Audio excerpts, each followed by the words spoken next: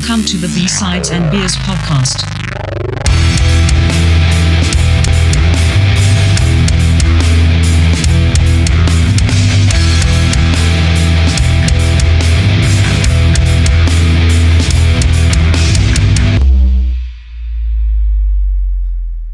Welcome to B-Sides and Beers, episode 21. Tonight we're doing a deep dive into the brilliance of Mike Patton. How are we doing tonight? Good, man. How are you doing? Oh, I'm doing just fantastic. I'm wicked stoked over this one. So really looking to just dive right in. So I got a pop filter here. Plosive. Sibilance. How does that sound? It works. See that or the windsock. The filter. Yeah, all these little upgrades, they make big differences. We'll see. I don't know. It looks cool. Oh, I'm recording over something right now. Uh-oh, should we restart? No, let's just keep going. I think it'll be fine. We should probably restart. No, it's good. It's good. Don't worry. It's I think this is just testing stuff I was doing earlier. So It's like the old VCR days, taping over something. it's Daddy Rock, so we're fine. I can see the label here, so we're good. Okay. Yeah. Just taped over the Oiler game, man. No way. All right. So this was a crazy one. I thought I knew like most of Mike Patton's stuff, but like, yeah, it's insane. He's a busy guy. It really is. Yeah. Oh yeah. The rabbit hole was so deep and so far down that I got lost sometimes and I had to come back. Like I caught myself like down something else and I'm like, okay, you should probably go back to the original thing that we're doing here. But it was fun to do though too. Like it was just so many, it was almost like you could kind of have a map of all the different like people and all the different genres and all the different, stuff and connect it all together. Like it was wild. Yeah.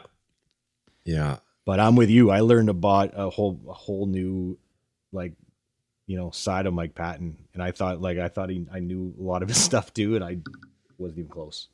Yeah. Wasn't even close. So, yeah, I'm excited. Should we do the beers? Let's do do the the beers. beers. Who wants to start? Oh, why don't you go first, Mike? How about I go first? Because I always tend to go last. So Sure. yeah. So tonight I've got what's this? It's from Balderdash Brewing Company out of Vancouver, and it is called a Wily Wolverine. It's an 8% lager. Whoa. Yeah, man, that's the Sneaky Weasel guys, right? Totally. Yeah. Oh. And I had not seen this before. I had a couple of their other offerings, but this one was just kind of they had a 6-pack little section at the bottom shelf, and I almost walked right past and I saw it, the 8%, so I thought, let's jump on it. So it's really fucking good. And what kind of beer is it? It's a lager. It's a strong lager, it says. So Nice. yeah. Strong lager. Yeah. And it's cheap too, right?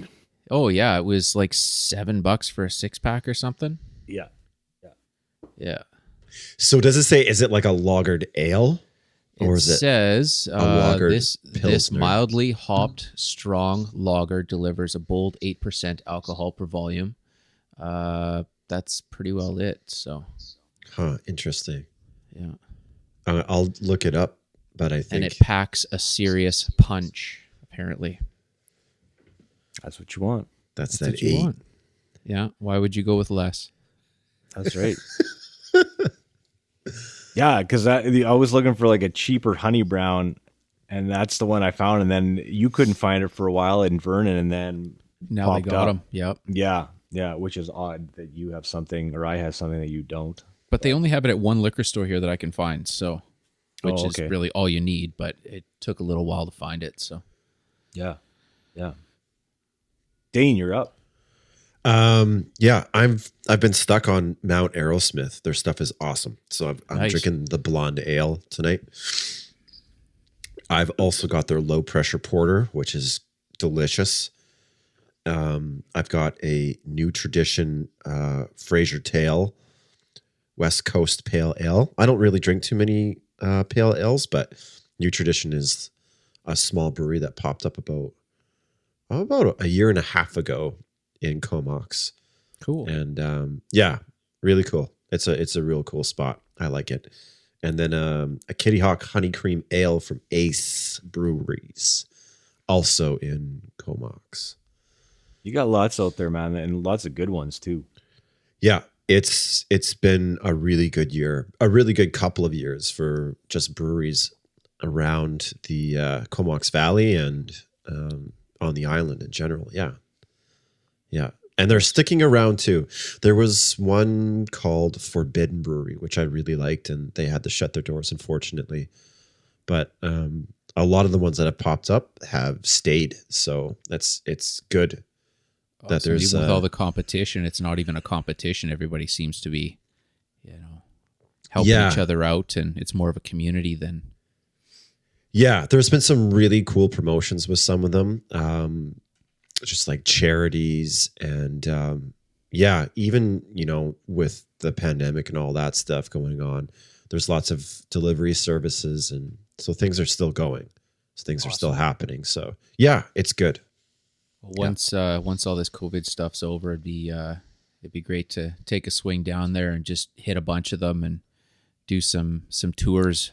Oh, yes, that would be amazing. That would be so cool. Show you guys around. I mean, I'm sure you have a few on your list, but well, really, just to experience any of them. I keep thinking back in what was it, 2008, that we went to Vancouver there, Flip, for Radiohead, and we did a bunch of brewery tours, and they were fantastic. Yeah, What it did was you- fun. what did you guys hit up in Vancouver? Like which did- breweries did we do? Yeah. Yeah, I remember we did Granville, and I think there were two others, weren't there? Yeah, there was a couple other ones. I can't remember the names of those Yeah. other ones. I just remember that Granville Island one at the end there when we were on the tour, and then the whole bunch of people, they give you all this free beer at the end, and they're Pitchers. like, "Oh, we won't drink Whoa. it. We're not gonna drink it." So we're like, yep, thanks." They just And passed we it did- all to us. Yep. Yeah, it was just like 5 or 6 pitchers of beer, and we didn't really have anywhere to go, but. Yeah, and it was great because nobody else there drank really dark stuff. So Yeah. I ended up getting like 2 pitchers to myself because nobody wanted the Holy the really dark guacamole. stuff. Yeah, that was a good day. Yeah, it was fun. It was a good time. So was this on like a bus or something? Or No, you No, just no. walk in, and what was it, $20 a person or something? I think think it was it was, $20 yeah. a person, and then they take you on the big tour, and at the end they give you the taste test type deal. But oh, was this like like you go walk into a tent and there's like a whole bunch of like no, it's Like- actually in the brewery. So they walk you. Oh, you go okay. in the front door and you pay your thing, and then they walk around. They walk you around with the brewmaster, and he talks about things and shows you the different rooms and the setups, and yeah.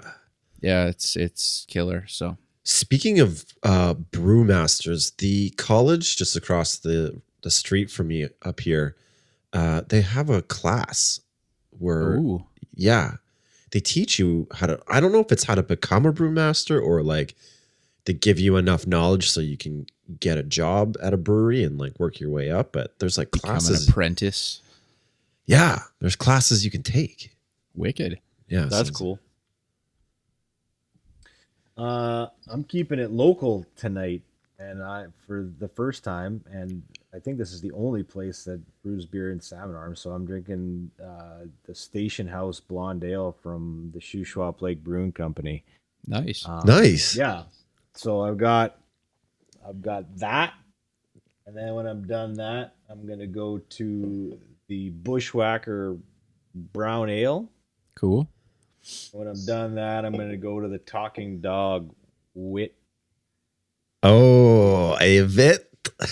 Yeah. Nice. You got it. Nice. You got it. So is it like a multi 12-pack kind of thing, just a mixed deal? Yeah, or? like a 6-pack, but they don't sell them in the liquor stores. They sell it Really? only at the Barley Station Brew Pub there. Yeah, Right on the highway there. Yeah, so they make it right there. And then they don't bottle it there. I think they bottle it in Armstrong, but or Canada and Armstrong too. But they make it right there, and then they take all the barley and they make all the bread for the beer bread for the restaurant right there. Oh, awesome. So yeah, Oh, wow. yeah, which is also ridiculously good. So I haven't been in that brew pub in a while, and walked in and just grabbed a 6-pack out of the front cooler and snagged that. So I'm pretty pumped because I haven't had their beer in a long time. So that's what I'm drinking tonight. Very cool. Nice. Yes. Where do we start with this guy? Let's start at the beginning. That's usually a good place to start. How do your notes go? Or do you Telling jump you, man, around like a ton? just pages of just notes, just Whoa. random thoughts. I was drinking a coffee and writing stuff down this morning, and writing what I knew, writing some new stuff, and just kind of all going. But I mean, this last 2 weeks, maybe even 3 weeks, I've been just listening to as much Mike Patton as I could, and trying to find out all these different bands that he was in and see how many I could actually listen to, and on some of them how many I could stick around for too, right? Like, they're not all front to back listens unbelievable, right? So Yep. That's right. Yeah. So my notes are all over the place. So my hope is that you guys can we'll just focus it in, and we'll find some spots, and I can just kind of throw these points in and put my 2 cents in. But Sweet. Yeah, let's do it. yeah. Do we want to pick it up after Faith No More, after Angel Dust kind of thing, since we kind of already talked about that, or what do you guys think? I think that would make sense. I mean, we don't need to do much more into Faith No More other than, hitting a couple little after Angel Dust for sure. But, his catalog is so immense that, spending any longer than we did the last time, which was probably the most involved deep dive we've done, compared to a lot of the other podcasts that I've heard. It's there was a ton of info on that one. So yeah, it was good. We had a lot of good research there, because there's lots out there, I find too, right? But yeah. I mean, did you guys listen to any of these kind of projects that he's got? Did you check those out? Yeah. What did you like? What caught your eye? What stood out for you? Okay. What stood out? Okay. Well, first I have to, I feel like I'm skipping ahead here, but obviously the new Mr. Bungle, and I was saving that. Mm-hmm. I heard about it. It was coming, we were just texting each other and sending each other whoa, there's a new Mr. Bungle. And everyone who was involved with it, Lombardi and what's the dude's name? Scott Ian and Dave Lombardo. So Scott Ian from Anthrax and Dave Lombardo from Slayer. Yeah. So, and it's so different. So, compared to the last one released in '99, I think that was California. Yeah. But so that's what really stood out for me. I mean, there's again so much, and you'd sent me an album that I'd never even heard of before, Mr. General Patton.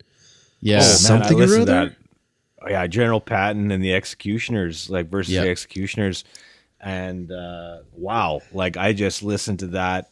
I find that I go in these I listen to a Mike Patton album nonstop.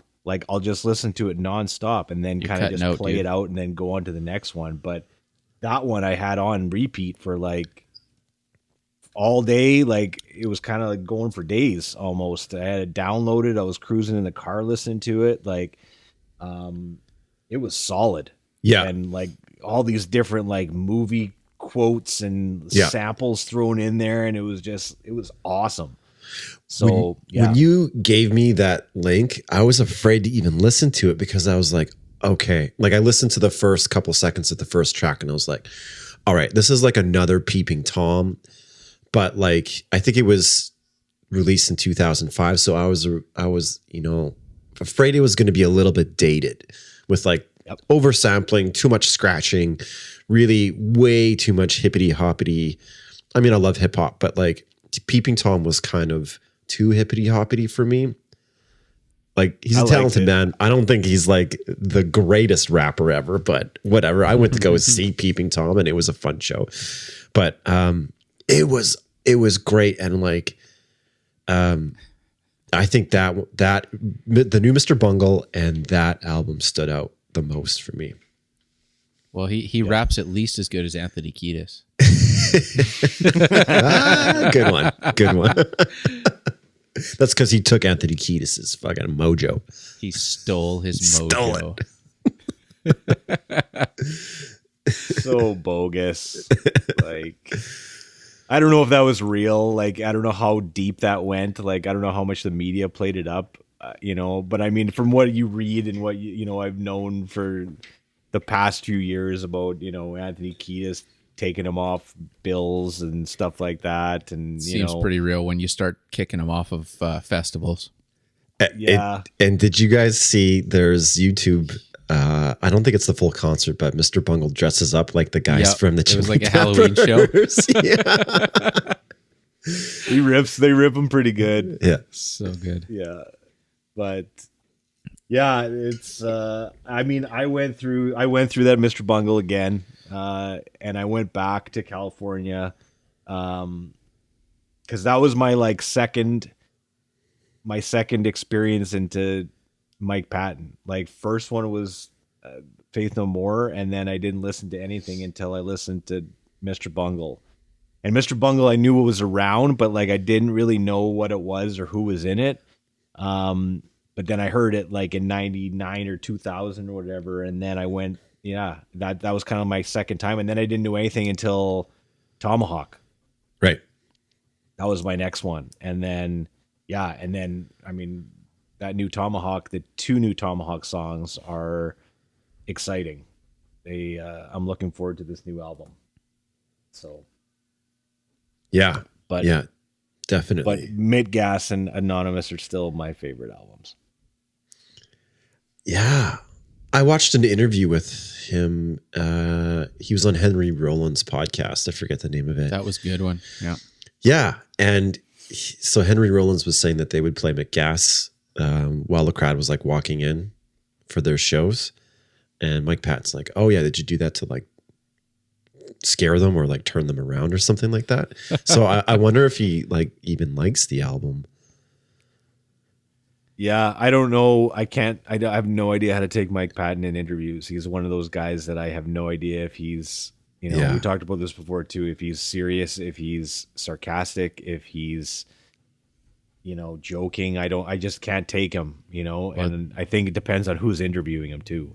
Well, it's funny too. Any of the interviews that the interviews that you're able to see actual video of, you can tell he's being very sarcastic and just, going next level, just messing with whoever's interviewing them and whatever. But on just pure audio, it's definitely hard to tell. But it seems the older he gets, the more he's toned down the messing about. So like he just seems more straight up, and there was one that I was listening to that he was talking about how he's tired of that, and there was a time where he's pushing buttons and now he just doesn't care. So yeah, that was funny that I watched that Eric Andre one, that interview. Do you guys ever watch Eric Andre's show? No. No, I tried getting into it. It didn't work for me. Oh man, I don't know what it is. Like Nicole and I, we watch it all the time whenever it's on. Like we have our series recording set for it. And I don't know what it is about that show, but like we look at each other and we're like, I don't really know why we should like this, but we do. Like it's hilarious every time we watch it. I'm not sure what it is about that guy, but it is just the craziest show ever. Any time that I've watched that, it just seems like it's a complete copy of Tom Green show. Kinda. And that's why it's hard to watch. It's Oh, like, okay, I've right. seen all of this stuff when Tom Green did it in his pure brilliance in the 90s, right? Yeah.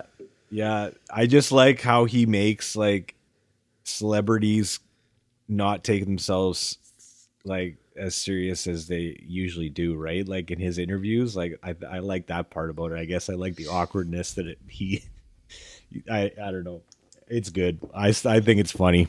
And the fact that he just trashes his set every single episode is just, I don't know. So is it like a Zach Galifianakis, like in between two ferns kind of deal, or? No, he's like every single show. It's like, I don't know, 12 minutes long. And every single show he starts off by like running on to set and just like absolutely trashing his set and like beating everybody up in the band.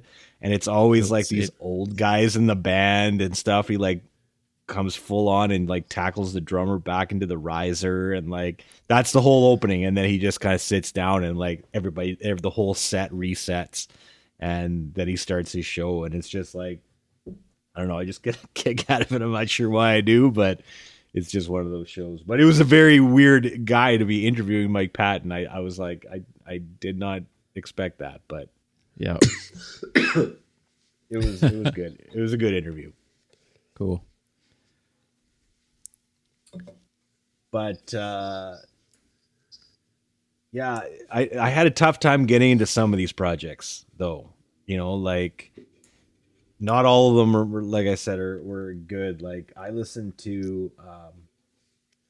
Did you guys listen to Hemophiliac? No. I went through everything that I could find on Spotify and everything that I could find on YouTube, and I think that's the only one that I didn't find. Hemophiliac is on there. The whole album is on there, and then it's just like beeps and bops, and it's him doing sounds. This girl on laptop electronics, Wow. and that John Zorn on saxophone. That's all it is. And it's just like this kind of soundscapes and like just crazy stuff. And I couldn't do it. Like I was gone in like less than 5 minutes. I was like, okay, like I see what you're doing here. Like I'm good. But There was no rhythm factor no, to it. I mean, kind of like bleeps and bloops of Radiohead songs and whatever. not even a beat, like nothing Yeah. there. Right. But then I think back to like his first solo record. And have you guys listened to that? Yep. The adult themes for voice. Yep. Yeah. Wow. Like There's a lot of difficult stuff, man. Yeah. it is, but like the fact that the guy recorded that, in hotel rooms during Faith No More tours, Yeah. and then like with a Tascam 4-track recorder, and just goes and does it, and that's your first offering when you're kind of in the height of your career, or whatever you want to call it at the time, and that's the first offering he does for his solo album, right? Like just crazy songs of just mouth effects.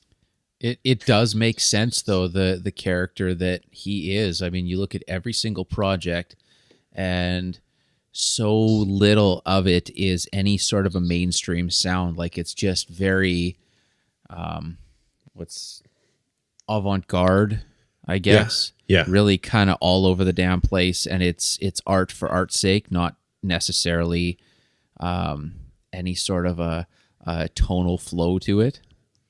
And even from when you look at a specific album and you go from track to track, and it's almost like you're listening to, you're sitting in your car and you've got your radio with the dial and you're turning from station to station to station, and it's five like different that. styles. It's like 5 different styles, and it'll go from jazz to rock to metal to noise to pop to everything in one song, and it was so hard to like it's very ADHD kind of all over the damn place.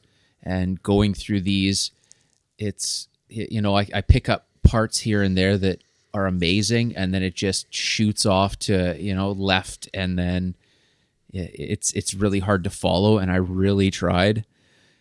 Like I like really weird, not mainstream styles of music, and that was really hard to follow. I think that's a great way of, I guess, creating like an analogy about his style, like the radio station. And like, I totally agree, Mike, with what you said, because a lot of, even stuff that I feel like I should like Dead Cross, for example, it's a great offering. Yep. I maybe have listened to the album twice. Whereas like, Angel Dust, I've listened to hundreds of times. I'm sure. And see, I'm on the opposite side of that, where out of everything that I found in my search, I would say Dead Cross and Mr. Bungle, The Raging Wrath of the Easter Bunny are my two favorite offerings out of anything that he's done. Right. Yeah. But some stuff, the avant-garde stuff I do like, and because I kind of have a perspective of Mike Patton as this guy who explores extremes, right, but he's able to dial it back when he needs to. So he was like already in Mr. Bungle, listening to death metal and all this crazy stuff before Faith No More. And then Totally. Faith No More was like an exercise in control and dialing it back to something which was more palatable and like something which could be played on the radio. And again, that General Patton, sorry, what's the name of that album again? General Patton. Versus the Executioners. Yeah. I was just thinking, like I was listening to it last weekend, and I was trying to figure out, okay, like this is a great example of both extremes here. So he's got this, it's almost like, and I was just driving down the highway and I was trying to figure out like how I could explain it. And I was like, it's an anodized polarization, because he's so good at like having these contrasts, quiet, super fucking loud, screaming, and then like crooning. And he creates this awesome, interesting bridge in between the two sides of the spectrum. And that's where I really like the avant-garde stuff, because it's different, first of all. And like, I guess you could call Dead Cross avant-garde, but I think like California is a perfect album just because it's like this sort of bridge in between these two extremes. And there's so much in that in between, right? In between the two sides. So it feels so too, and I agree with that. And that's a perfect analogy. And I like yours too, Mike. I think that those are all great ways to describe that music, right? And like all those different projects of his. But it feels like they tried to not commercialize it, but make it mainstream, and it never really like caught on that way, right? Like other than Faith No More, none of these bands really, I mean, okay, Tomahawk had a little bit, but I read lots of getting booed off the stage stories with Tomahawk too, right? Like, well, it's because it's so out there. I mean, you look at their 2001 album for Tomahawk, and front to back, it's pretty palatable for people that aren't into anything odd or obscure, just more towards the mainstream. There's the beats, there's the arrangements, there's enough of a flow. And then when you go to any of the other albums from Tomahawk, it's a hard listen if you're not dialed into that, right? Anonymous is so good though. Anonymous is like in my top 20. Really? Oh yeah, man. Wow. Oh yeah. The only one out of all of those that I could sit through more than 2 listens was the 2001 version or album. The self-titled Tomahawk. Yeah. Do you think they could get away with producing an album like that now in 2021? Probably, but Really? I Sorry, don't know. I'm sidetracking hard here, and that is like the whole like Mike Patton thing is like, I don't know. It's like it's way too like literal. Like it's appropriating culture, right? In a way, Yes, like they big do time. it. They do it well, but do you And think? that's what I kept thinking, man. I mean, is this what he's singing? Is this like an actual take Song- from an original, something that's actually in that specific like an vein, indigenous language? or I is he bet. just making up mumbo jumbo? And could it be offensive because you're appropriating? And I don't know. Right. I don't know. That's what makes it, like that's the appeal to it too. At the same time, right? Like I guess it's just that satirical side at the same time, right? That's just like you're not quite sure how to take it, and I don't know. I think Anonymous is and Mitgas too. They're both. I like both of those albums more than I like the 2001 Offering. Like I think they're both better than that one. Yeah. But that's another like Anonymous again. Listen to it a ton. Yeah. On CD, right? Like that CD that you gave me, Dane, that was the one that I had, like, and I still have it, and it's scratched to shit now, but I listen to it a lot, and I'll go back to that album every once in a while, and like I'm not really, I had never really listened to any kind of like Native American music before, really, but there's something about that album. It's just got a weird, different vibe to it that I really dig. Oh wait, did I get it mixed up? I thought the self-titled one was the indigenous Native American 2003, yeah. But there's stuff in the 2001 and the 2003 album that are both. Yeah. They still have stuff in there, right? Like God Hates a Coward, and like that. Oh, stuff Love is in that there. track. Like, That was so good. The opening track to Midgas still puts goosebumps on my heart. oh yeah, It's so good. yeah. Yeah.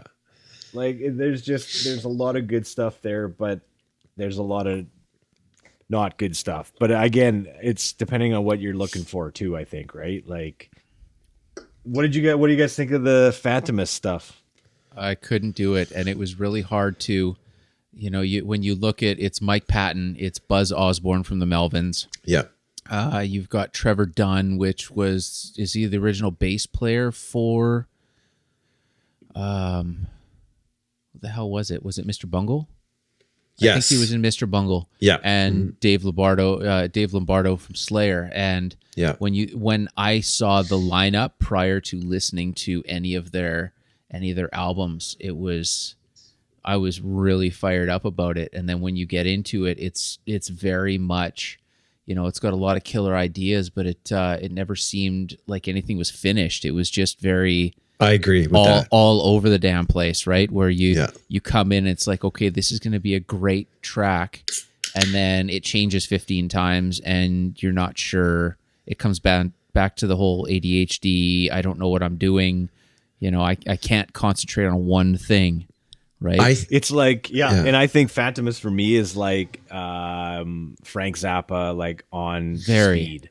Which is, and Frank Zappa is messed up on its own for me. And then it just feels like, like I watched I don't know, maybe you guys saw the Montreal Jazz Festival with Phantomist, and it was just like, it probably fit in perfectly for that kind of, that style, but it was very like, crazy jazz, like just like, do-da-da-da, da-da-da-da-da-da, and they're like, conducting it as they're doing it, almost like they're making it up kind of as they go, right? And like even Dave Lombardo said that like the Phantomist stuff is 10 times harder than anything that he's played in Slayer. Oh, for sure, down. yeah. And you look at the musicianship of it is unreal, being able to do those changes that quickly to different styles, to different whatever. I mean, it's mind-blowing from a musician standpoint, but from sitting back as a regular listener, it was hard to digest. So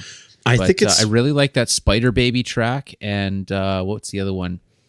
Investigation of a citizen above suspicion. Those are the only two songs that I really dug off of that. What were you gonna say, Dane? Sorry. Oh, I'm just reading it. I'm just looking on the Wikipedia page now. Because to me it sounds like Buzz Osborne, like the way his songs are constructed. They're seemingly easy, but they're not. And, definitely. But I'm just reading here, and it says songs composed by Mike Patton, and then he sent the demos to Buzz Osborne. So this is a Mike Patton project, Right. and I would have thought it would have been a Buzz Osborne. Well, even when you look at the Melvins, I mean, I love so much of what they've done, but it also changes a bunch from album to album. It's like you love one or two things, and then they put out something else, and it's a hard listen, and then the next album is awesome, and then I mean, when you look at their Baseballs album, where they've got two different bass players, and that was a really interesting album. Was it? Yeah. Yeah. So they kick ass live. Totally. Yeah. Yeah. One of the best shows I've been to. But I still listen to that Stoner Witch album. So good. Yeah. Yeah. I love that album. So good. But yeah, Phantom is a hard one for me too. Again, it should be like top of the list, but it's just it's too extreme. So I guess there's my analogy kind of kicked out the window a little bit, because it's almost like there's no exercise and constraint with that. With that one, no. It's definitely wide open. Yeah, and I really think it's cool how many different projects he did with Dave Lombardo, with the three different projects, I think, and they were all so different. Yeah. And if you guys ever want to get your minds blown, just watch a couple Dave Lombardo drum videos. There's a couple unreal. I was digging into some of those too lately. Damn, unbelievable stuff there. But yeah, and it was funny too this week. Sorry, I'm all over the place, kind of like all the music we're talking about. But my daughter Penelope would come up. I'll be playing something in the garage, and she'll come out. She'll be like, "What's the name of this song, Dad?" I'm like, "Oh, precision guided needle dropping nad larynx munition." Hammer smashed face. Yeah, she's like, "Oh, okay. Who's this by?" And then I just tell her the name of it. Oh, okay. But it's just and then she'd come out 5 minutes later. She'd be like, "What's this one called?" And it's convulsive antidote for nerve agent auto injector. She's listening to Yellow Submarine inside, and I'm listening to this stuff. It was just funny because she's always asking, "What's the name of this song?" I don't know. Too many words. That's great. Takes you 45 minutes to explain the whole concept of just the title. Yeah, totally. And then we go to the Italian stuff, and I mean, I don't know how you guys feel about that. I mean, it's cool. I think it's neat. I mean, what did he have there? He had a 40 piece orchestra.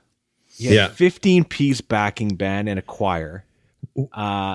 He's living in Bologna, and was this the soundtrack that he did? Sorry, was this the soundtrack that he did with that French composer?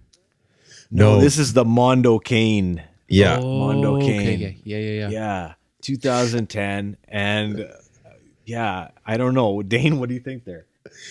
Okay, so I got there's a YouTube thing where there's a vocal expert coach watching Mike Patton. Those were cool. And she's just creaming in her Cedo. She's just, oh my God. There's one shot of him whistling, and she's like, oh. Just making these noises. Yeah, I'm looking at it right now. Vocal coach reacts to Mike Patton singing, and she's just so smitten. Anyway, so I found that, and then I watched the what is it called? Cane? Mike Patton. Mondo Cane. Yeah. He has an amazing range and let's say control over his voice. But it's it's a little cheesy. It's a little tacky. And It's schmaltzy. Yeah, schmal. He's got his slicked hair, and he's like holding the microphone. And Yeah. Crooning. I It's mean, great. and I don't know how serious it is, but Yeah. I mean, to get all those musicians together, I guess it's got to be kind of serious, right? Like, but the fact that the guy doesn't speak Italian beforehand, then learns how to speak Italian, can sing in Italian, and he decides to listen to modern Italian pop music, and that Right. doesn't do anything for him. So he goes back to 50s and 60s Italian pop music, and he's like, oh, there's orchestra behind all of these songs, like kind of like there used to be even in American pop music, right, in the 50s and 60s. Yeah. And he decides to recreate these in his own style. And there was even one song that's in Neapolitan, and he didn't know how to speak Neapolitan, so he learned all the different like inflections. And during the rehearsal, the conductor is like fixing his pronunciation during that, and then he's able to just do it and then go and rip it off in concert. Crazy. Right? I mean, Wow. What a mind. Yeah. like, that's not a usual thing. And I don't know. And going back to his vocals, I mean, from what I read, he has a 6 octave range. Octave. Okay, so Yeah. some reference. Mariah Carey has 8, I think. 8. Okay. Yeah, so it's like Yeah, we That's talked 6. about that with the whole 6 is garage big. door opener Yeah. on our Metallica episode. Yeah, Yeah. So I mean, 6 octaves for that guy is crazy. That's crazy. And there's actually a video on YouTube. Again, I don't know if you guys saw it, but it shows all of his range through different songs in his career, and it'll show you which note he's hitting at that time. And then it shows you like a different song. It'll be like, here's him hitting this low A flat, and then here's hitting like this ridiculously high note, right? So yeah. I mean, and he comes up multiple times in, greatest vocal ranges in rock history, in music history, like the guy's got chops. There's no doubt about it. Cause like we said, you can go from crooning to screaming to control to, he can do it all. There's no problem with that, right? He can rap. It's not as good, not his strong suit, but he can still do it. He can do it better than I can. give it away. Give it away now.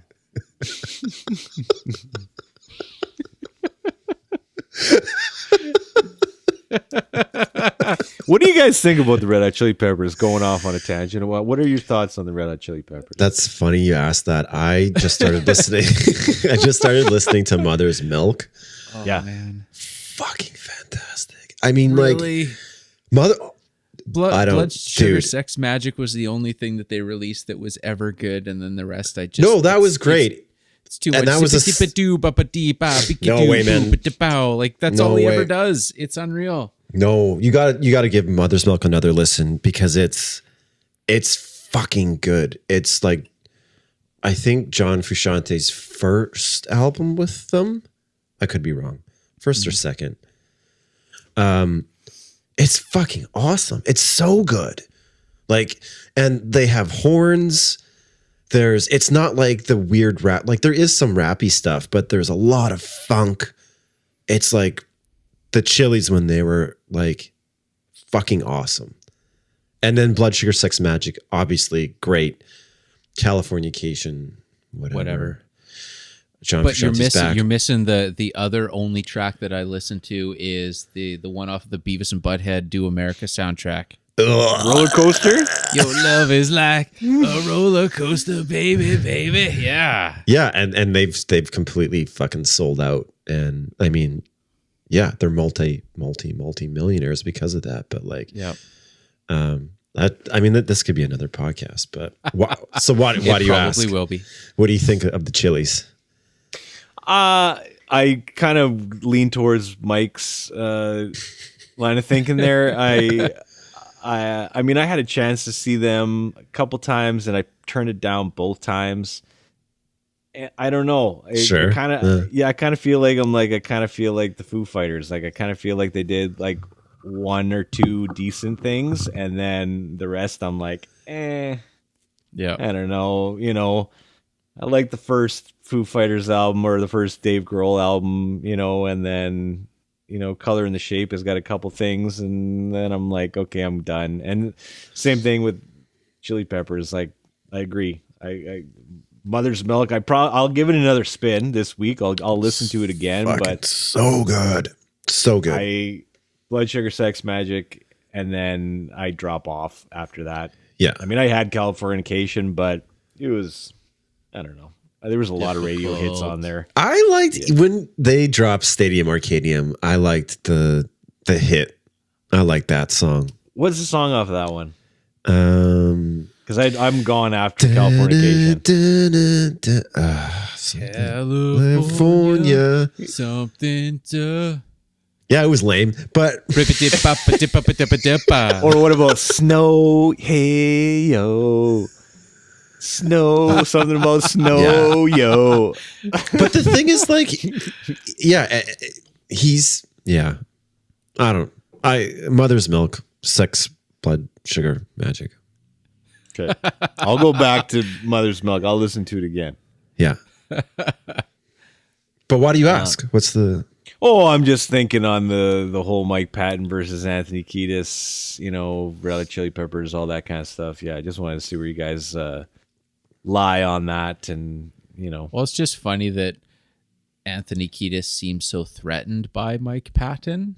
Otherwise, why would he kick him off of festivals and that sort of thing, right? I mean, it just seems a little small and petty, and that's what I'm saying though. On those ones excessive. They tried to like make them mainstream. I just don't see Mr. Bungle fitting in with any of that stuff that's going to be on those bills. Like, it just doesn't feel like that is. It feels like they tried, and then when they did try, they got booed off the stage because the crowd that's there didn't want to hear that kind of stuff, right? They wanted the hits. Yeah. Okay, but you have to admit, Faith No More, Epic, the song Epic, Yeah. he is ripping off on Anthony Kiedis. The rap, he's doing the rippity rappity.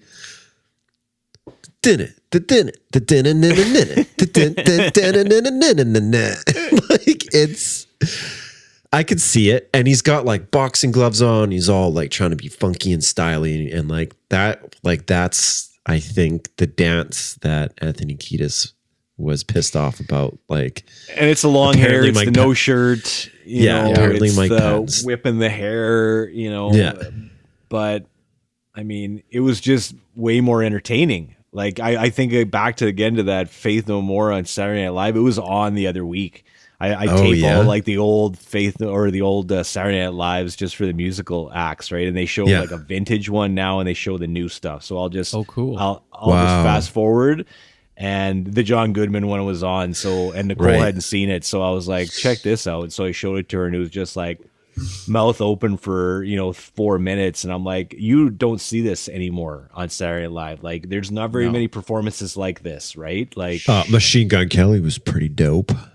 I saw it and fast forwarded through it. Yeah, I watched Bad Bunny last week too. The guy that tried to do the rap thing and got crushed by Eminem, so he thought he'd try and do a rock thing now, and then he just holds a guitar. I don't even know if he plays that thing. He's like Elvis Presley. I don't know. It's a showpiece. It's not even a thing. Machine Gun Kelly, come on. But yeah, I don't know. It's I can see that side of the ripoff, I guess, but like, there is so few songs on even Angel Dust that are like that. Yeah. There's not a lot of those. Yeah. And who knows? He may even just like did it to piss off Anthony Kiedis. Who knows? But yeah, right? There's that's the thing. Yeah, there's so much more to him. What was the release time frame between the two? Real close. Yeah. So I don't know. Whenever Epic was released is probably 89, 88. Yeah. And Peppers were, the Chili's were doing stuff around that time. But like, Patton is like the son, and like Anthony Kiedis is like a bust up. So that's a good way to put it. Yeah. That's So an excellent way to put it. Yeah. Yeah. Did you guys listen to Lavage? I couldn't do it. I tried. No, I didn't. Music to make love to your old lady by?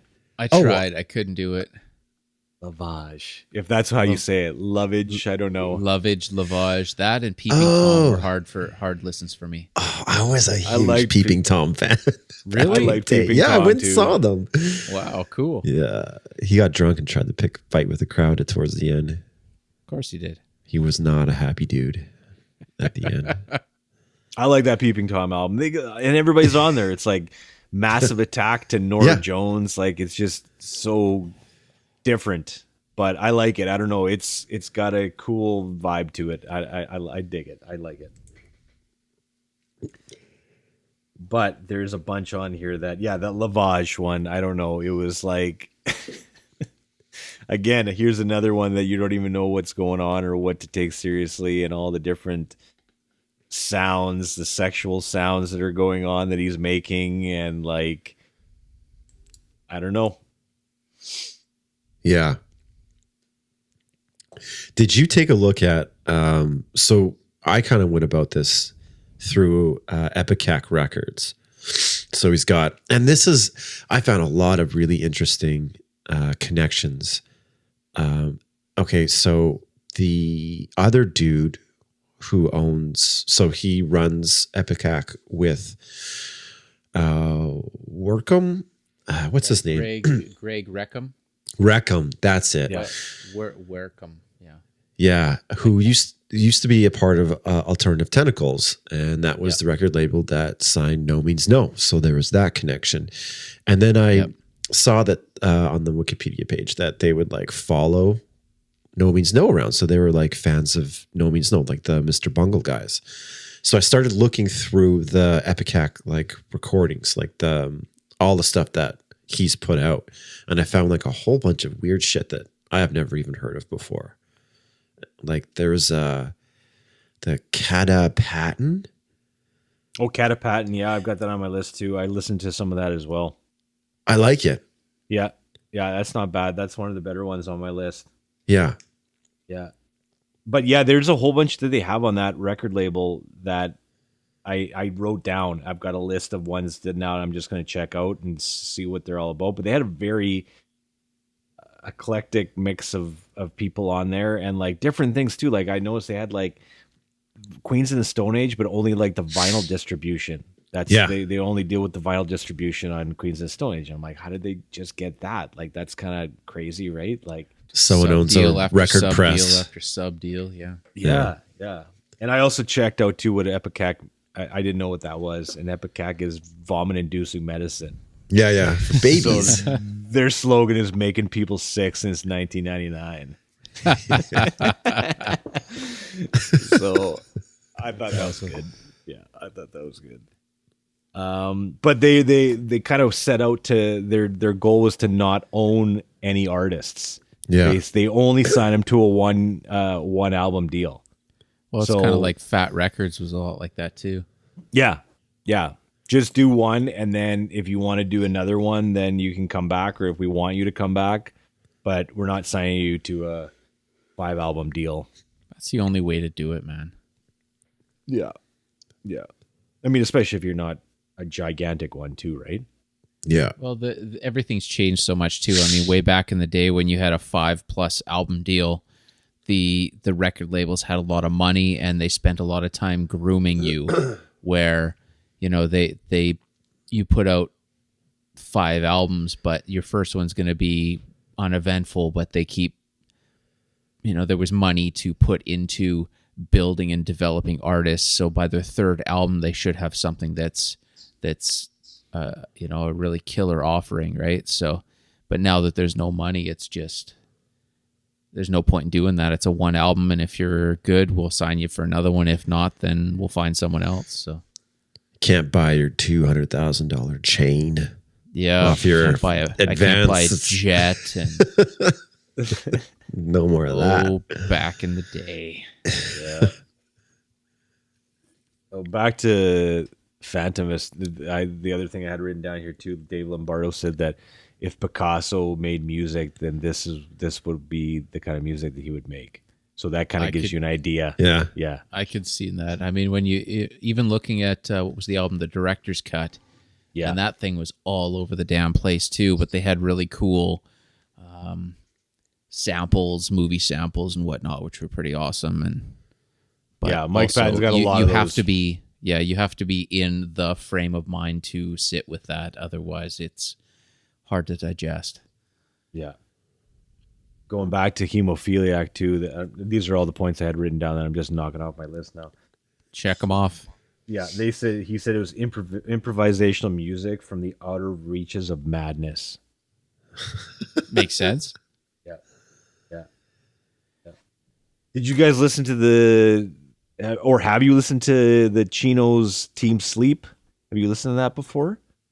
Because he's on there too. No. Yeah, Chino Marino's Team Sleep. I don't recall that one. No. Yeah. Yeah, he's on there too. What's that? Too. I don't even know how to describe it to you. It's one of those again, right? Like you got to check it out. Is it another side project like Crosses? Yeah. Or is It's it just kind of like a one-off hit thing. No, it's a completely different side project. Yeah. But Mike Patton's on there too.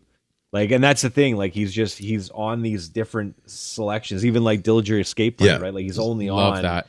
Yeah, right. Like, it was funny. I remember when I was still teaching high school, a kid gave me that album, Yeah. and I was like, oh, and so maybe that's the other one I knew about Mike Patton or had listened to because I was like, hey, Mike Patton's on this album. Like, do you know Mike Patton? The kid's like, no. Mike Patton is. And I was like, oh, okay, well, yeah. You fail. You I'm get like, an but you're F. listening to something pretty cool, so I'm like, I'm going to keep you in the class. That's thanks for the disc. I'll listen to this, right? Yeah.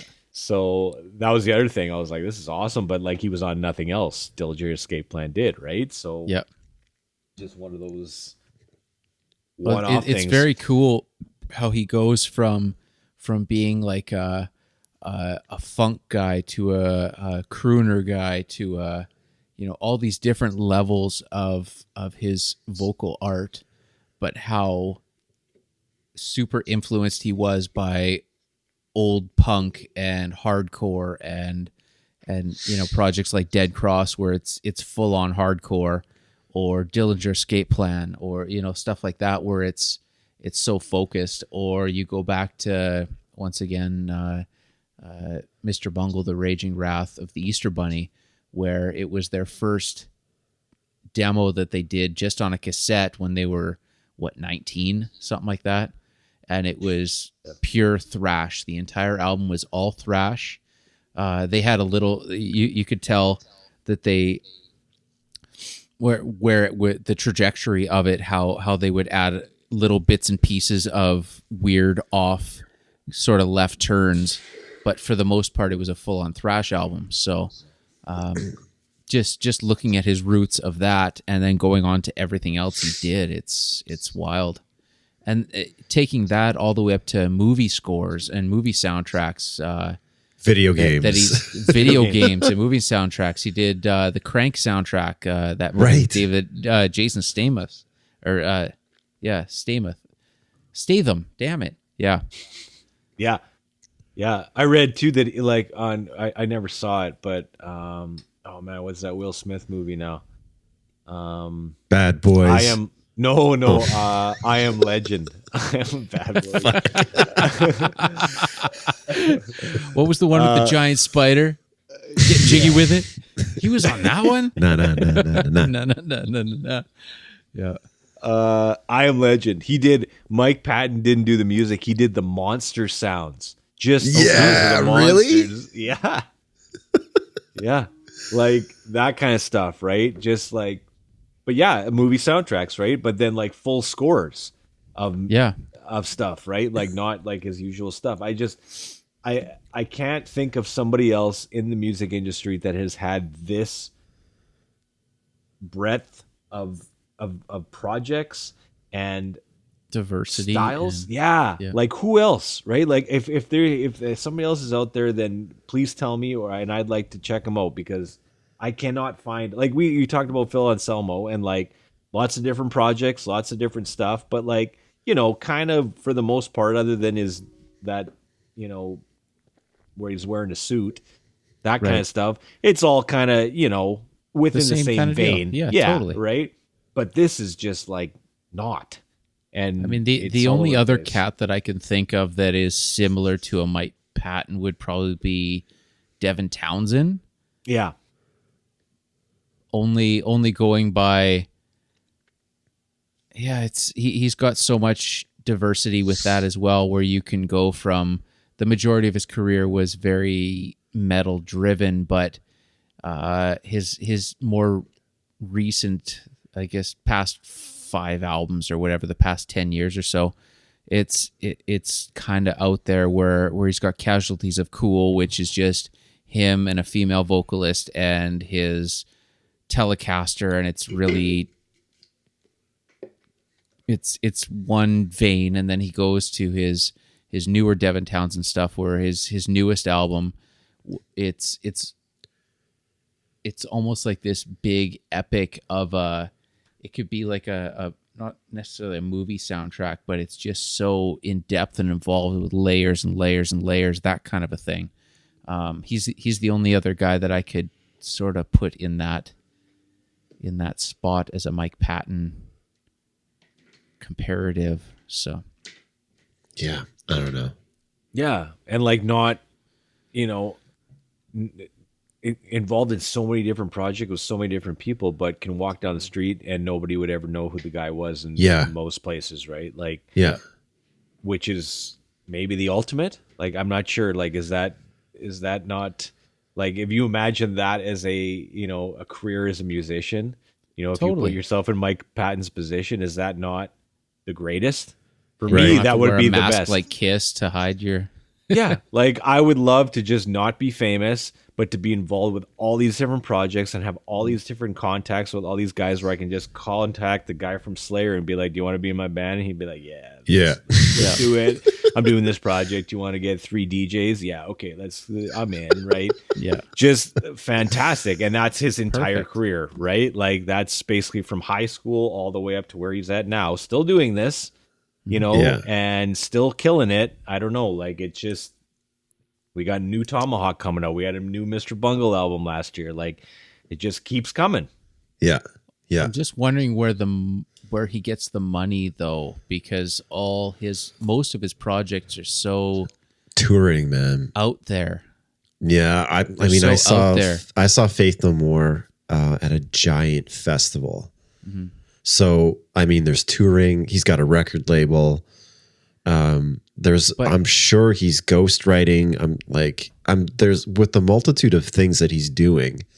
There's got to be And something. I checked his net worth because I'm just that kind of guy, and Yeah. he's worth a bit of bread. Like He's okay. He's doing all right. He How much made is he a lot worth? of money off of the real thing. Yeah, well, I don't know. When Faith No More came back, I'm sure they scored because they were playing huge. They were I don't know if because I saw him. It was called Rock and Scene, in France, and I think they headlined. Yeah. And it was I don't know, thousands of people. Yeah. Guess And depends on the country too. everyone mind blown that they were seeing Faith No More. Like Faith No More hadn't done anything in how long. Yeah. So, but I don't know. He's a smart dude too. So Totally. Yeah. monster royalties, monster sound effects royalties. Who knows? Video games and stuff. Yeah. Yeah. Yeah. Faith No More has probably got to fuel a lot of those side projects, right? Like, I think that the money that comes in from Faith No More probably, and Yeah. the tours and stuff like that, right? Like, it has to. And Like they I had thought- hits before the digital age. Well, I thought it So- was funny watching some interviews there where they were talking about the new Mr. Bungle album, and they had these limited shows where they were doing, I think it was like 10 shows, and that was it. And people were buying tickets for this, and it was selling out so fast everywhere. And nobody knew the material that they were going to be playing. They just heard, holy shit, it's Mr. Bungle, let's get tickets. and everyone was expecting one thing, and they come out with their thrash album. Yeah. It's like everybody buys the album, but nobody knows what they're about to see, kind of thing. It's like taking a hit of like acid. Exactly. You don't Are you know ready what you're for going to get. thrash? Here we Yeah. go. Like, whoa, okay. And Not I think that I've Mike ever- Patton prides himself on, yeah. This For all is you not what I kiddies out paid there. for. This is not what I paid for. Right. And I think that's what happened at the Tool shows. If I had to guess, I was not at the Tool shows, but where Tomahawk opened, but he talked about like people sitting there eating their cotton candy and popcorn watching the opening act, and he just wanted to poke him in the eye. That's what he wanted to do, right? He wanted to mix that up, and I think that people didn't like that, and booed him off the stage multiple times, but didn't boo him off the stage, just booed him. Right, like Mike Patton is not leaving the stage, and Tomahawk is not leaving the stage. He's just going to feed off of that. So, Some more. Yeah. But I mean, we've all had those experiences when you go to see the opening act in big arenas or whatever, and everybody's eating their popcorn, and you're like, yeah, not bad, pretty good, right? And That's tough. I think that Tomahawk comes out and you're like, whoa, what is this? Like completely different than anything else. And, the fact that even Tool asked them to come onto their tour, Mike Patton said too, like, they must like us. And, God bless them for that. They must like our band. But, Tool in the grand scheme of things, they're obscure enough style wise that I could see how that would fit. Kinda. When was this? 2003, I think. Okay. Yeah. Yeah. So 10,000 Days, or was that around that time? I think it was right before that. What was the album before 10,000 Days? Lateralis? I think so. Well, because with Lateralis, I saw them with Meshuggah, so it must have just been their American run, maybe? Yeah, they weren't on there for very long. And I think that once they got booed, I don't think that Tool asked them back again, because I don't think that it was... But at the same time, don't you want... here, it fits. Yeah, don't you want a shitty band open up for you, maybe? I don't know, like, to make yourself look better, I mean... That's a good question. Band, but... You don't want to put the crowd to sleep. You don't want to leave them with a bad taste in their mouth. Yeah. No, but, even when we played, too, it was always kind of nice. I mean, let's be honest, right? Like, if there was kind of a band that wasn't so hot, we were like... Every band that played with us guys sucked. Yeah. we crushed them all. There was a lot of junky bands, though, right? Juggernauts of the Edmonton scene. Juggernauts.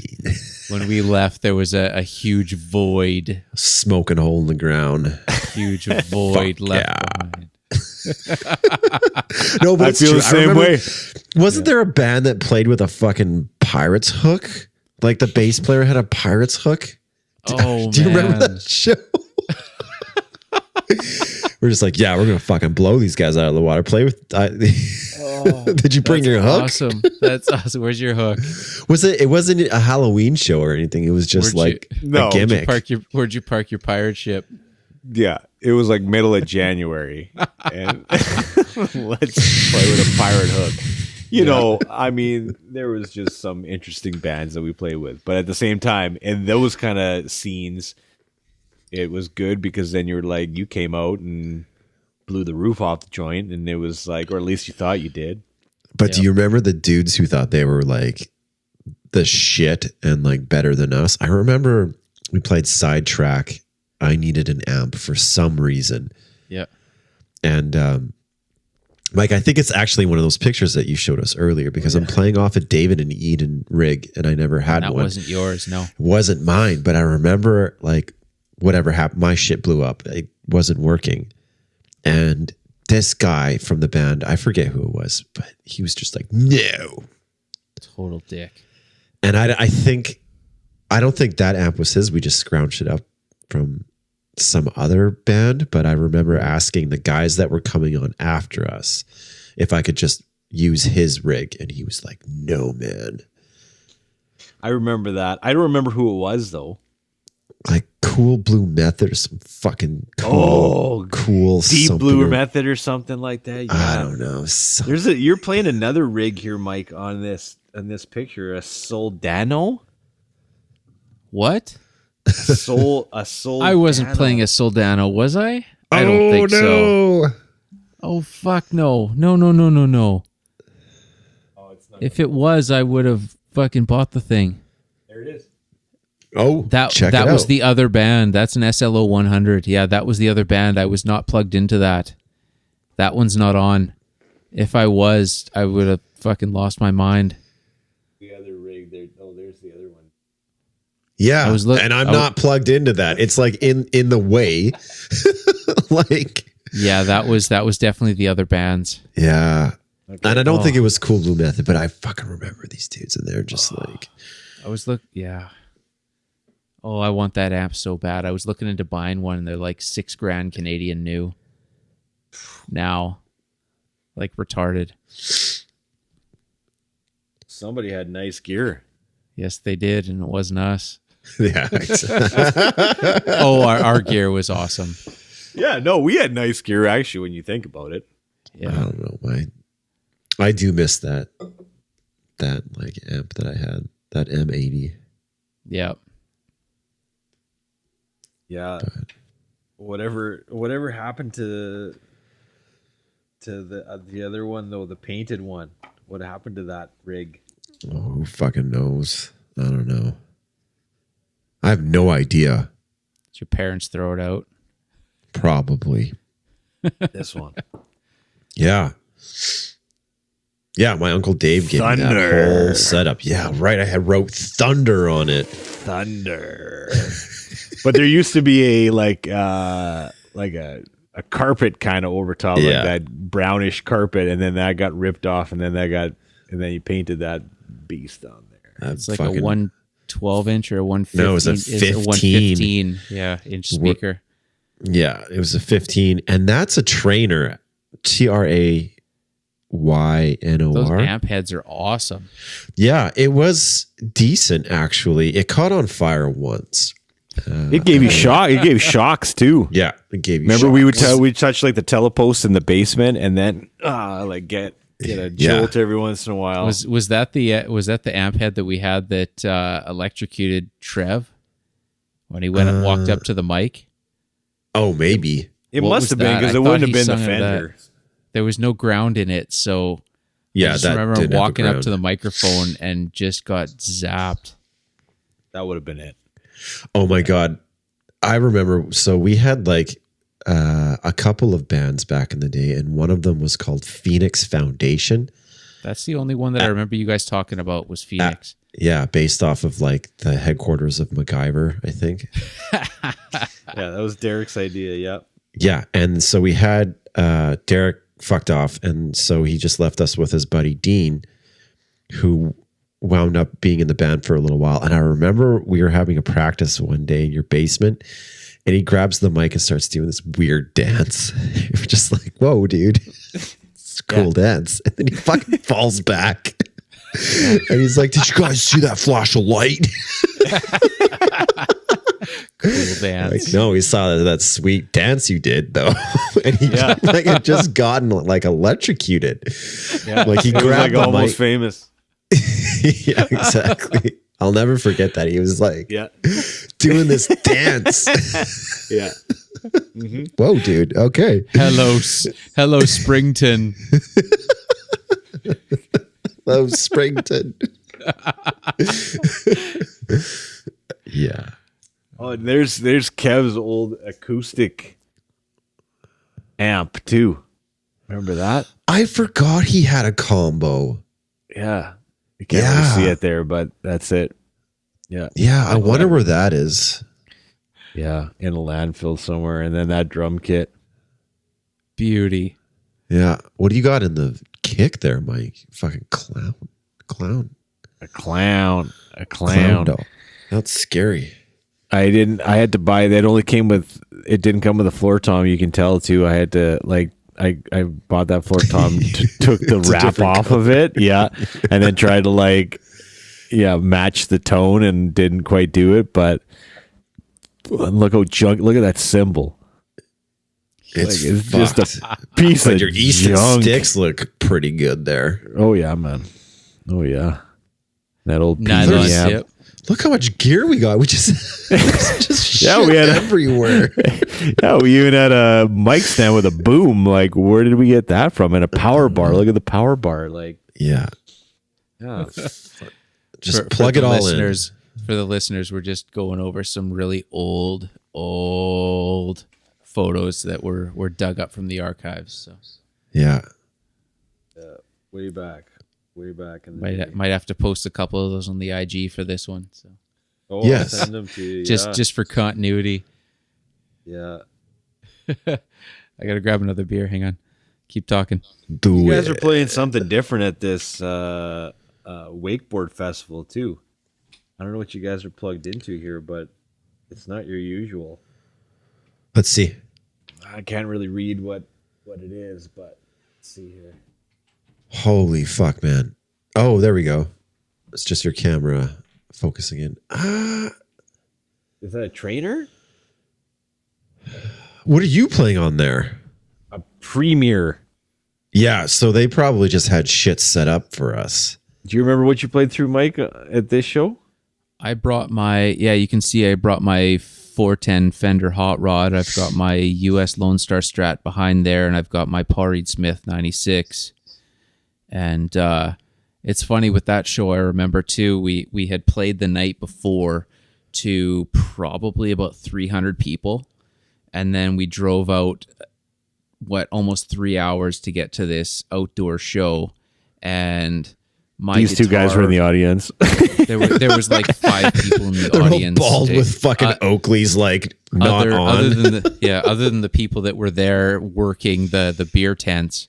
And I remember my guitar was just the pickup area was just covered in blood from the night before because we had rocked it so hard and I had shredded my thumb so bad that it was just covered in blood. That's And probably then the having biggest to put- stage we've played on, though.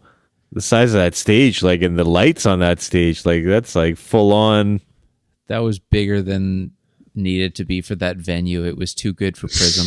Yeah. Well, they didn't. Did Prism even show up? I remember. Like, it's unfortunately I don't remember the show the night before, but I do remember that show.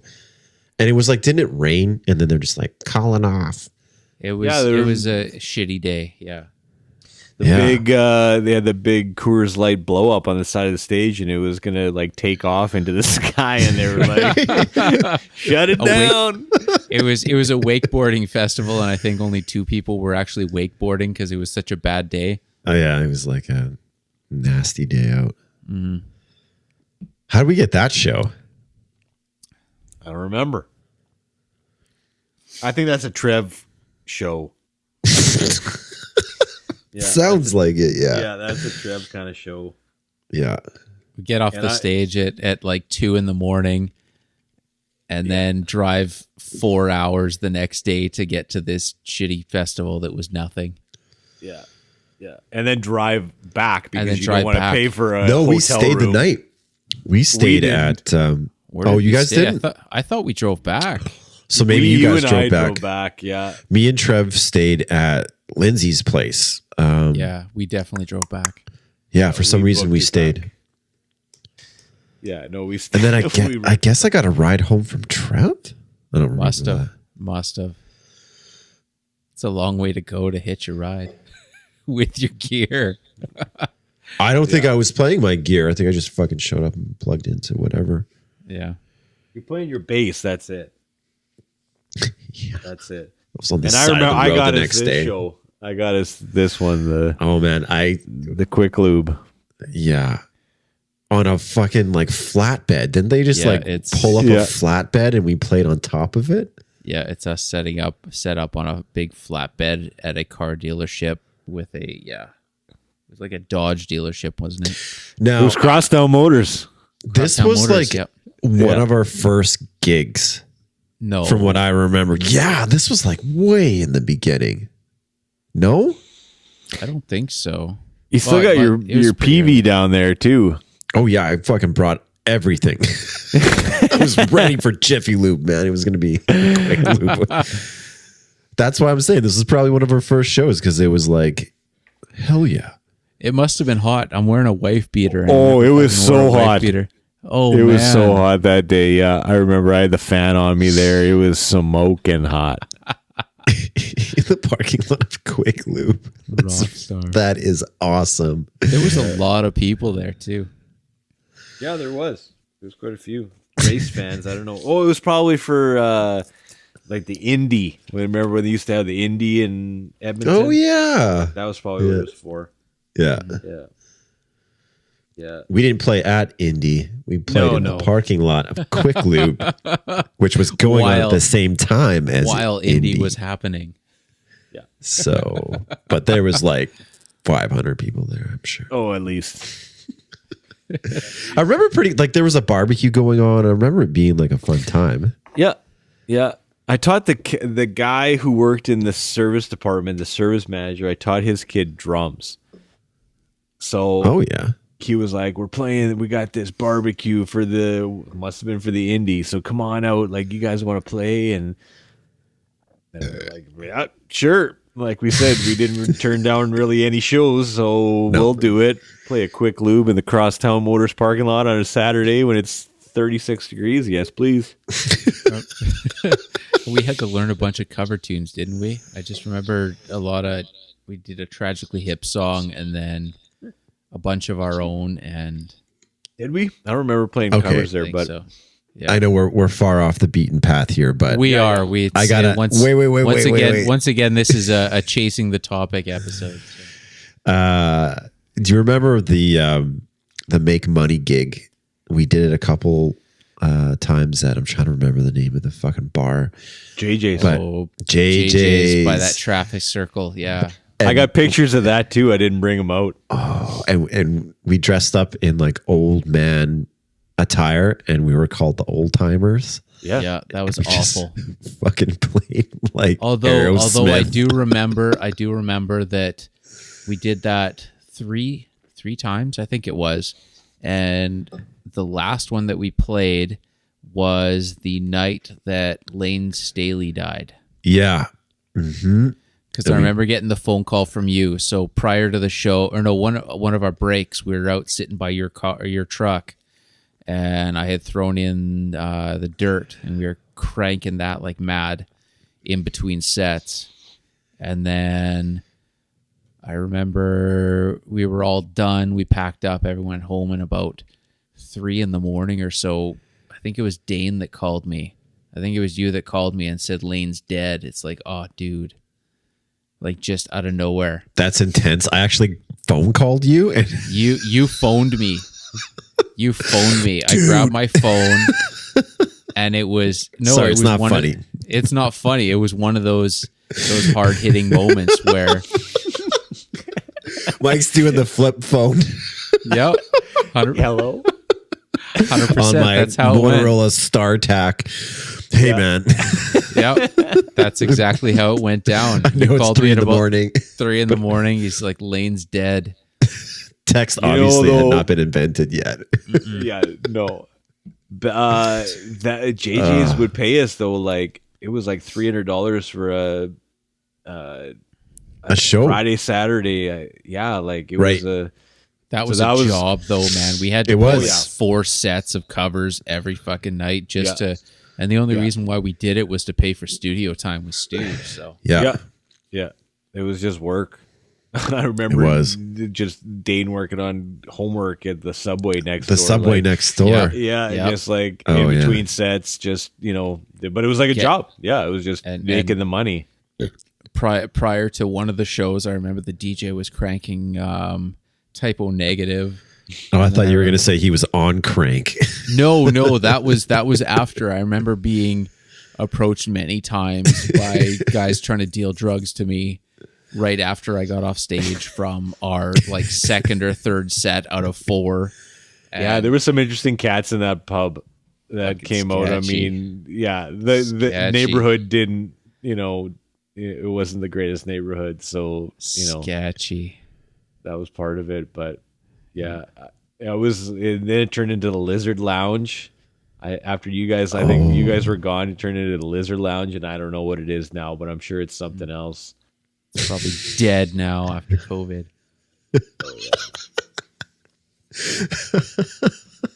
Good riddance. Left. Yeah. I don't know.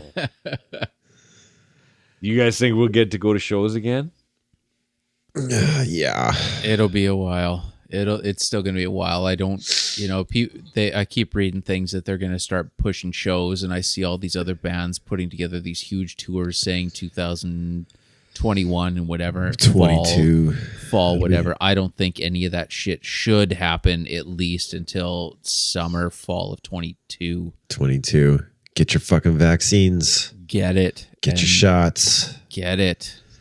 That's the only way it's worthwhile even thinking about, and it's unreal how many anti-vaxxers are out there, these fucking retards that are fighting it, and just get it and let's carry on and let's get back to life. Yeah, I agree. I think it's probably 2022 before we probably see something that we can go to, but But when it happens, it's going to be killer. yeah, like that'll be maybe that's one episode who you want to see when your first show back. And it's funny, prior to this, I got to a point where I was just sort of bored with shows, or the incentive wasn't there. And now after a year, probably going to be 2 years, when it when it starts hitting again, I'm going to hit so many damn shows. Yeah, it's like just you going to be a go. huge resurgence for me. So You've been going since you're 15, 16 years old, going to shows, at least a couple a year, Yep. And then when you can afford a little bit more, then you go. But when you get older, but yeah, just having that cut off for 1 full year at least, is a lot, and 2 is even more. So, yeah, crazy.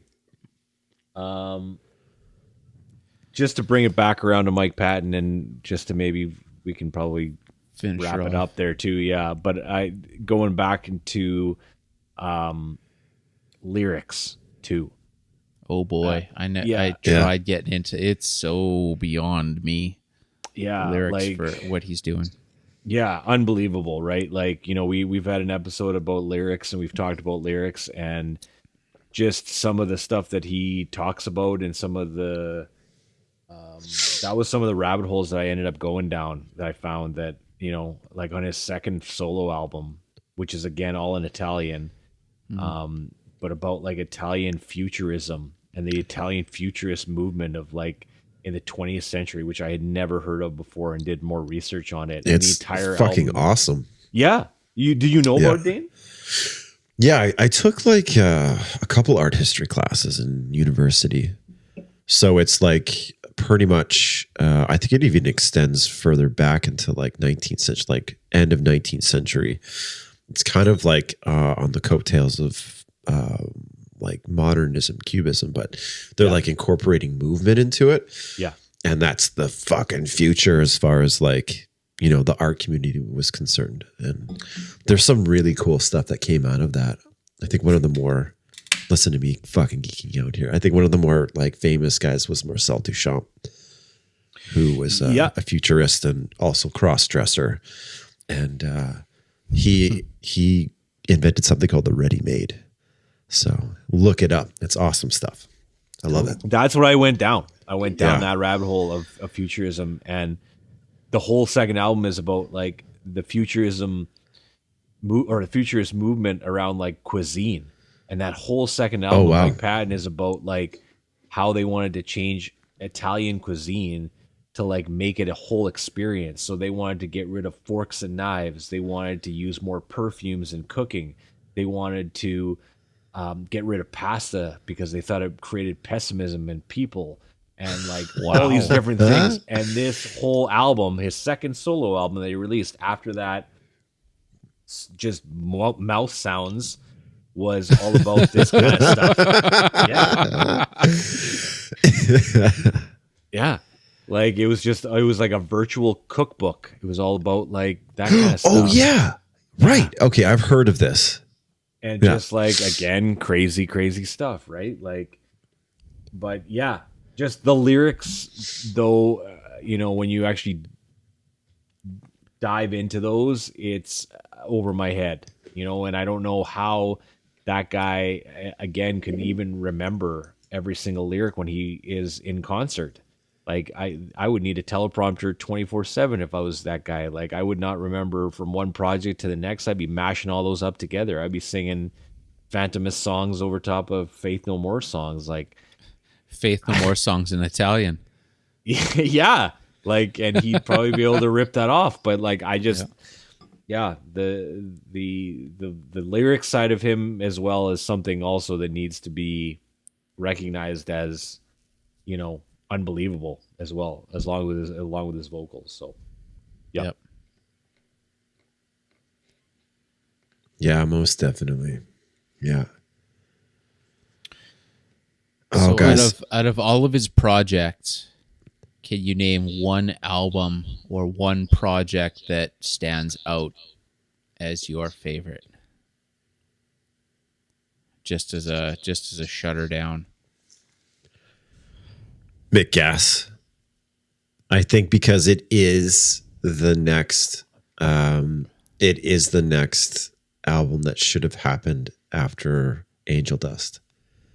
It sounds like a amazing progression from what they were doing, and after Angel Dust, like Faith No More just kind of like they took a left instead of a right.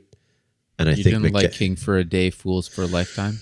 there's some good in that. Yeah. It's okay, but they sort of went more Back to mainstream, I guess. Yeah, it's okay. I had the CD. I listened to it when I was younger, but Mick Gass for me is like that is the album that should have happened right after Angel Dust. Interesting. That's a cool way to look at it. Yeah, I already gave you mine. It's Anonymous. Tomahawk. Wow. Yeah. Yeah. Cool. No question about it. That is, like I said, in my top 20 albums of all time. It's Very cool. I've listened to that a billion times. So, Well, I'm going to leave it with Dead Cross, 2017. Ross Robinson was the producer on it. mm-hmm. Front to back, it's the only one out of his entire catalog that I've been obsessed with that I could listen to 10 times back to back and still love it. And I really dig their version of Bauhaus, Bela Lugosi's Dead. Yeah. What a killer cover. So that's my pick. Nice. Yeah, I think I'm definitely going to head back and take a look at. I mean, this project was so daunting, and I think because I got so sidetracked, just looking into all of the stuff that, like the 6 degrees of separation is just insane. Too much information. Too much. Yeah. But funny enough, we didn't find a Dave Mustaine connection here. Shit. Fuck. No, we did not. I really tried though. You did? Yeah, I did too. I couldn't find I it. really tried. Every time I try for the Dave Mustaine.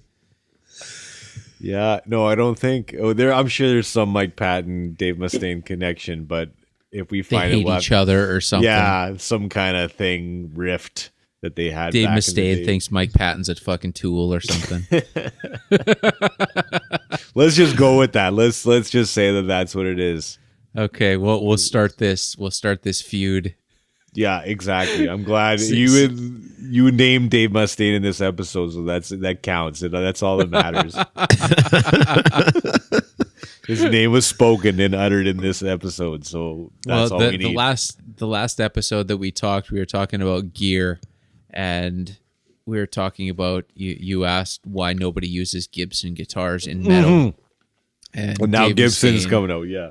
Yeah, recently Dave Mustaine has left Dean Guitars to go to Gibson, and it makes zero sense because Dave Mustaine has never ever used Gibson on any album or any live or any. It was, as far as I can find, it's always been Jackson Guitars and Dean Guitars for Mike's past doing the money, 40 years. sign. 40 money, years. money. That's why. It's all about the cash.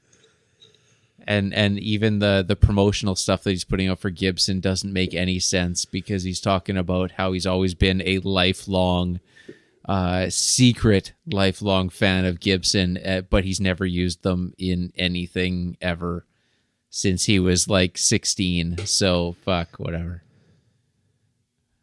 Yep. So that's our Dave Mustaine. So Wait, I'm on Reddit right now. I'm on Reddit, and here's a Reddit by someone, Dave Mustaine, and then in parentheses from Megadeth. Listen to Faith No More daily to get him going. There you go. There's go. The ender right Straight there. from the fucking source. Beauty. Print it. The end. Okay, let's hit stop. Okay.